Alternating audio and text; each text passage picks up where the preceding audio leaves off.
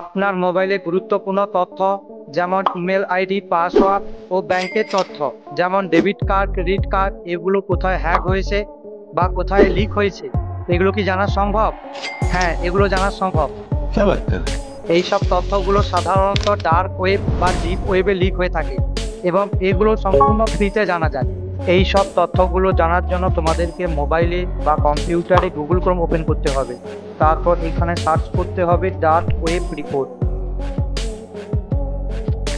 তারপর তোমাদের এইখানটায় dark web report sign in এইখানে ক্লিক করতে হবে।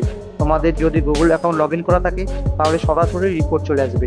অনেকের ক্ষেত্রে ফার্স্ট টাইম এলে স্ক্যান নাও অপশান আসবে, তোমাদেরকে স্ক্যান করতে হবে। স্ক্যান নাও করলে তোমাদের তথ্যগুলো কোথায় কোথায় হ্যাক হয়েছে বা লিক হয়েছে তার সমস্ত কিছু ইনফরমেশান দেখিয়ে দেবে। যেমন এইখানে আমার নাম হ্যাক হয়েছে 1 জায়গায়, মোবাইল নাম্বার হ্যাক বা লিক হয়েছে 4 জায়গায়, ইমেল আইডি 27 জায়গায় এবং এই ক্ষেত্রে ক্রেডিট কার্ডের নাম্বার 1 জায়গায়, পাসওয়ার্ড 26 জায়গা এবং ইউজার নেম 4 জায়গা। এইখানে তোমরা একটা জায়গায় ক্লিক করে কোথায় কোথায় হ্যাক হয়েছে এবং কাদের দ্বারা হ্যাক হয়েছে সেই সব তথ্যগুলো জানতে পারবে।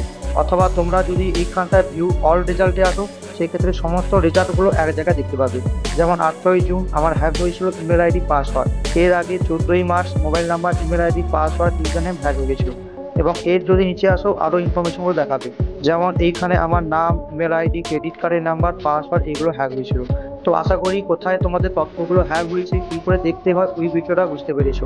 তো এই রকম ধরনের মজাদার টিপস অ্যান্ড ট্রিক্স এবং সাইবার সিকিউরিটি রিলেটেড ভিডিও দেখার জন্য এক্ষুনি আমাদের ফেসবুক পেজ এবং অন্যান্য পেজগুলোকে ফলো করুন।